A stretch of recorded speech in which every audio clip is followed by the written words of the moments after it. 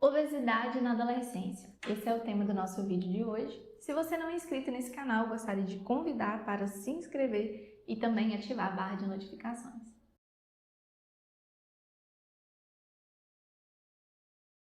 Bom dia, família! Meu nome é Débora Miranda Rodrigues, eu sou psicóloga com especialização em terapia familiar. Aqui na clínica atendo principalmente adolescentes e também faço orientação para pais, e esse canal aqui é uma forma que eu consegui de trazer mais informações para você que é pai de adolescente, trabalha com adolescente, demais psicólogos que atuam ou querem atuar com esse público, né? Uma forma de trazer a luz, jogar a luz e trazer uma perspectiva diferente sobre a adolescência. A obesidade na adolescência é um assunto um tanto delicado. A adolescência, ela por si só é uma fase complexa e nós estamos falando de uma fase de constante transformação. Às vezes, essas transformações, elas ocorrem inclusive na questão assim do corpo, para além do óbvio, né? Para além do que a gente fala da fase da puberdade, né? Todas essas mudanças percebidas, né, ao longo da adolescência. Às vezes uma criança que sempre foi mais cheinha na fase da adolescência, ocorre essa transformação, ou o contrário, né? A questão que a gente precisa trazer aqui são alguns cuidados e o que pode gerar essa questão da obesidade e o impacto dela na adolescência. Vamos tirar a obesidade agora do foco. A autoestima na adolescência é uma questão tão complexa, né? Eu já lidei com adolescentes que, por exemplo, adolescentes em casos de obesidade que apresentavam autoestima elevada, né?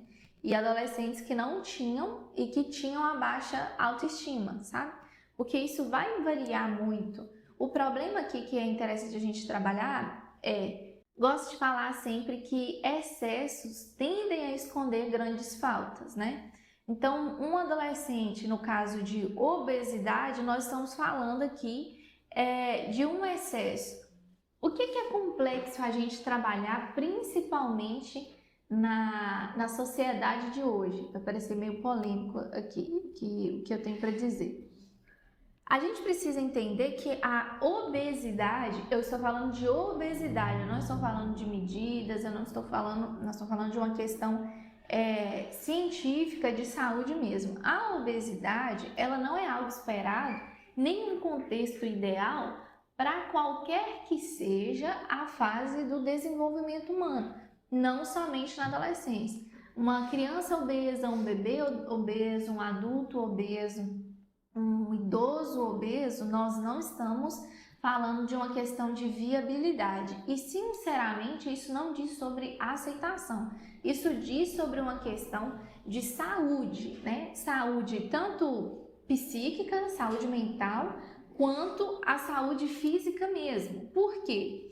Se eu, enquanto adolescente, ou eu, enquanto adulto, eu desconto muita coisa na comida, isso diz sobre excessos, né? E diz também sobre um cuidado que eu preciso ter. Se eu fico ansiosa e eu estou transferindo isso para a comida, eu não estou falando de algo que é saudável, eu não estou falando de normal, eu estou falando de saudável, porque o objetivo aqui não são ditaduras, o objetivo aqui não é levantar uma bandeira, nós estamos discorrendo dentro de um âmbito científico, ok? Se eu desconto a minha ansiedade numa comida, isso dispara uns alertas para mim, né? Por que é o motivo dessa ansiedade?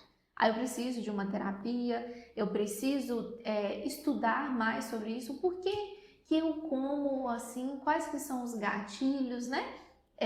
Claro que existem outros disparos de ansiedade para outra coisa, para os outros fatores. Mas como nós estamos falando sobre a questão aqui da obesidade, né? E isso que eu citei é um dos caminhos, né, que percorrem para isso, é algo para a gente começar a trabalhar. E acaba que é uma questão de cadeia. Como eu sou psicóloga, eu estou tratando dessa questão de ansiedade baseada em alguns atendimentos mesmo. Eu fico ansiosa, eu vou e como muito. Existem pessoas que comem muito e que tem outros distúrbios alimentares dentro disso aqui, ok? O eu comer muito, fisiologicamente, biologicamente falando, dispara outras coisas. Eu nunca conheci uma pessoa obesa saudável, porque a obesidade, ela não é saudável. Você vai ver índices de diabetes, você vai ver índices de anemia, você vai ver índices de diversas outras situações, não somente psíquicas, né, que isso vai derramar, vai respingar em demais áreas da saúde do adolescente. Agora, você enquanto pai de adolescente, eu tinha assistido um vídeo, era até internacional, com relação a essa conscientização da obesidade mesmo. O vídeo pegava um adulto obeso e é como se passasse um filme na cabeça dele de coisas desde quando ele era bebê, né? Por exemplo, ele era bebê, a mãe mostrava uma cenoura, ele não queria pegar a cenoura. A mãe ia dava uma batata frita, ele comia batata frita. Então a mãe sempre dava a batata frita. Só que aí qual que é a questão aqui que eu sempre bato na tecla? O erro dos pais é colocar um controle na mão de crianças e adolescentes que não têm maturidade nenhuma para lidar com isso.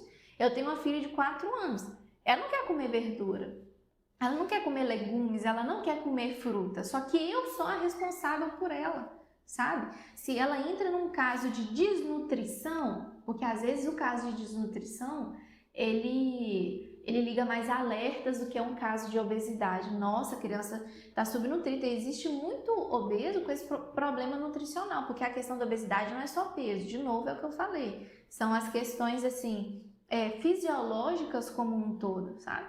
Então, se eu der para ela todas as refeições, somente o que ela quer, eu estou condicionando ela lá na frente a um futuro muito difícil. Não somente com a questão de imagem corporal, que vai trazer uma baixa autoestima, mas eu estou falando realmente em questões de saúde. Quais são as propensões que ela vai adquirir ao longo da vida se ela só quer comer batata frita, refrigerante, sabe? Então, nós pais, ainda de adolescente, como somos responsáveis por eles, é nossa responsabilidade acompanhar isso aí. O problema também é quando é um excesso do outro lado, né? Ah, não, meu filho ele não pode tomar um sorvete. Ah, não, meu filho ele não pode comer um doce. Ah, não, meu filho não pode fazer isso porque isso não vai ser saudável. É uma questão de equilíbrio, entende? Se você tem um hábito de ter um controle de alimentação ao longo da semana, não, os nutrientes necessários a gente come, o almoço e a janta a gente está sempre alimentando isso aqui. Quando você vai para o aniversário, quando você vai a convite de alguém, você pode comer um chocolate, você pode comer um bolo. O problema aqui é realmente a questão dos excessos. E os pais na adolescência, eu tenho observado que eles têm uma característica de cansaço. Os pais chegam na adolescência, eles estão cansados, então eles chegam assim, faz o que você quer. Ah, não, eu já não aguento mais, não, por mim aqui, cada um faz o que quer, mas não é o correto, entendeu? Você ainda é responsável pelo seu adolescente, inclusive nessa questão de alimentação. Um outro ponto importante para finalizar, atividade física.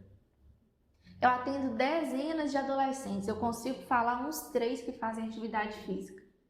Desses 3, ele faz por ele próprio. Para mim ele é sensacional por causa disso. A família não faz, mas ele gosta, ele entendeu que é importante para ele. Ele saiu de um caso, de um quadro, não de obesidade, mas de uma elevação de peso. Ele achava que isso era um problema, ele foi atrás disso e desenvolveu uma questão de um corpo, não estamos falando aqui estético, nós estamos falando que ele preocupa com alimentação, com atividade física, sabe? E geralmente, adolescentes, eles não têm o hábito de atividade física porque os pais geralmente não têm, né?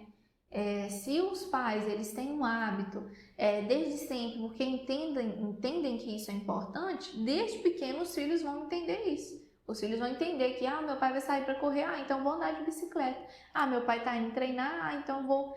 automaticamente, né, se uma mãe, ela faz uma atividade física na academia e que lá ela entendeu, ela percebeu ali que tem no mesmo horário que ela está fazendo uma natação, por exemplo, ela vai para a academia, vai levar o filho para natação. Isso é algo que desde pequeno, né, começa a ser muito natural. Se não deveria ser. E se você, como pai de família, mãe de família, não tem esses hábitos, eu gostaria de pedir que você reconsiderasse hábitos saudáveis, né? Atividade física e alimentação. De novo, não somente de cunho estético, isso melhora a regulação de hormônios liberados, né?